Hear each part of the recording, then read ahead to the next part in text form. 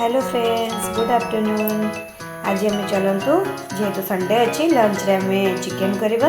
ये मु 500 ग्राम चिकेन नहीं तापर ये मु आलू नहीं। एबे तेल गरम अच्छी आलू पकईकी भाजीदबा। एबे आलू हो आलू को काढ़ीदबा। तेल गरम है मुझे गोटा किसी गरम मसला आ ओनियन नहीं ताकू एबे आम पकईदबा। तापर ओनियन पकेबा।